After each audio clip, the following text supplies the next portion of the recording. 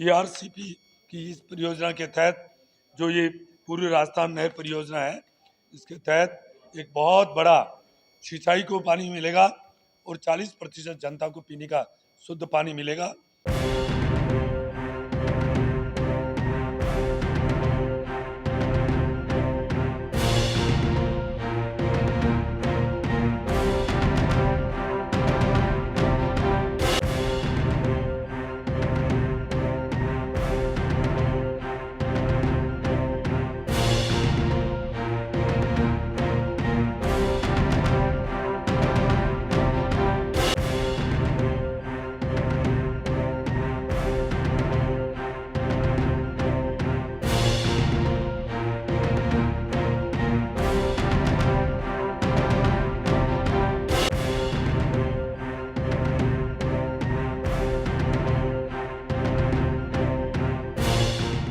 Ganpati Accessories Point. For all kind of beautiful and fantabulous mobile accessories, visit Ganpati Accessories Point and enjoy your shopping because your search will end here.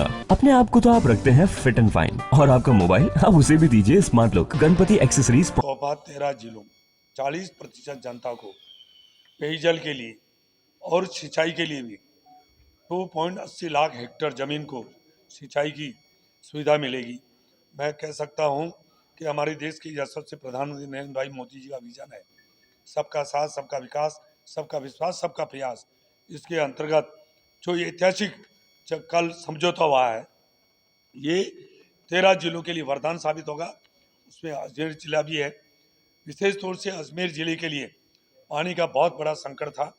सिंचाई की तो बात छोड़ो, पीने का पानी भी जो पूर्ववर्ती 5 साल कांग्रेस से सरकार रही है, यहाँ अजमेर शहर एक स्मार्ट सिटी का चयन किया था, वहाँ भी बेहतर घंटों में पानी नहीं आ रहा था। परंतु अब इस परियोजना ERCP की इस परियोजना के तहत जो ये पूर्वी राजस्थान नहर परियोजना है, इसके तहत एक बहुत बड़ा सिंचाई को पानी मिलेगा और 40% जनता को पीने का शुद्ध पानी मिलेगा।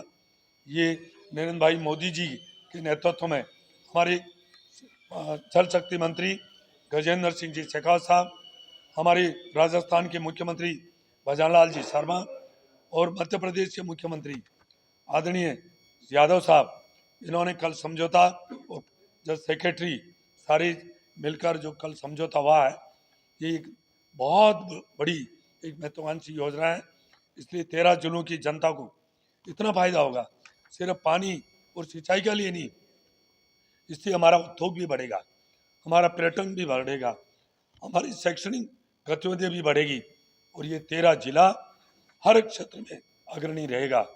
ये हमारे लिए सौभाग्य की बात है, क्योंकि देश की आज़ादी के बाद ये नदी जोड़ो योजना जो प्रधानमंत्री अटल बिहारी जी, पूर्व प्रधानमंत्री आदरणीय अटल बिहारी जी वाजपेयी जी ने जो सपना सजोया था, वो काम, क्योंकि मनमोहन सिंह जी आगे थे और वो काम ठंडे बस्ते में चला गया था, परंतु उस काम को हमारे देश के यशस्वी प्रधानमंत्री नरेंद्र भाई मोदी जी के नेतृत्व में आज वो सपना साकार लिया जा रहा है और ये जल्दी से जो समयबद्ध ये काम शुरू होगा। और विशेष तौर से अजमेर जिले को, अजमेर शहर हो चाहे गाँव हो, इसमें बहुत बड़ा ये फायदा होने वाला है। पानी की संकट पीने का तो होगा ही, सिंचाई की जो सुविधा भी होगी और एक बहुत बड़ा मैं कह सकता हूँ कि स्वर्ण अक्षर में ये कल का जो दिन था 28 जनवरी ये लिखा जाएगा।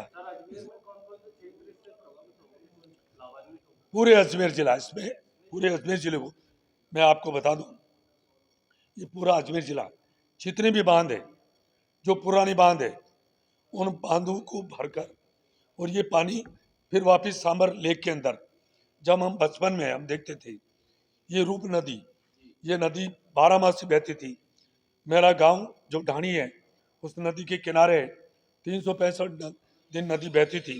परंतु दुर्भाग्य की बात है कि कांग्रेस ने राजस्थान में और केंद्र में ज़्यादा वर्षों तक उन्होंने सरकारें दी, इस व्यवस्था को उन्होंने तहस नहस कर दिया, इसकी उन्होंने कभी चिंता नहीं करी। परंतु पहले अटल बिहारी जी वाजपेयी जी और नरेंद्र भाई मोदी जी के नेतृत्व में एक साकार लेता हुआ अब रूप नजर आ रहा है। इसलिए जितने भी बांध है, अजमेर जिले के जितने भी बांध है, उन बांधों को भरा जाएगा और बाकी जो पानी है फिर यहाँ से होकर रूप नदी जो ये है, इसे होकर सामर लेक के अंदर ये देखिए। मैं जल संसाधन समिति का, स्थायी समिति का मैं मेंबर हूँ। पूरे देश भर में मैं जा रहा हूँ। मैं आपको बता दूं, हमारा देश संघीय ढांचा है।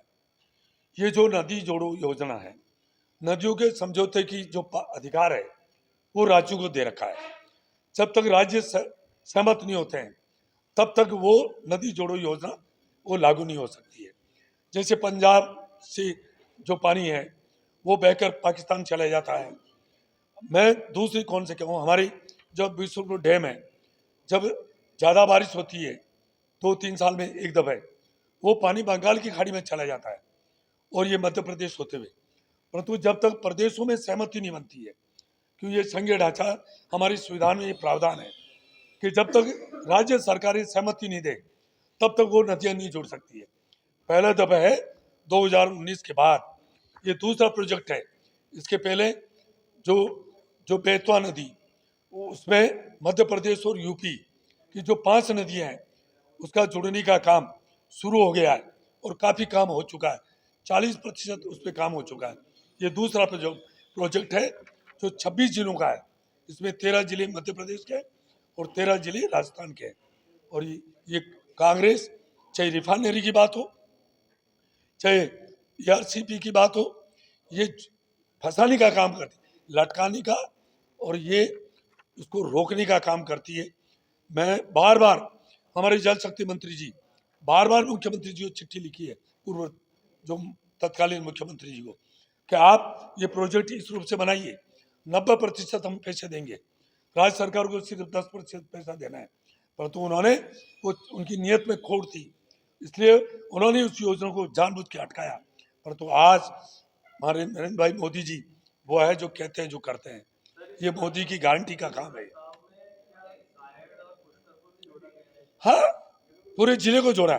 कायड़ है, पुष्कर है, जितने भी बांध है, ऊंटड़ा का तालाब है, इतने जहाँ भी चाहिए जितने भी तालाब है बड़े, पूरे जिले भर में सारे बांधों को जोड़ा जाएगा। और जोड़कर मैं कह रहा हूँ ना, पहले भी यही सिस्टम था।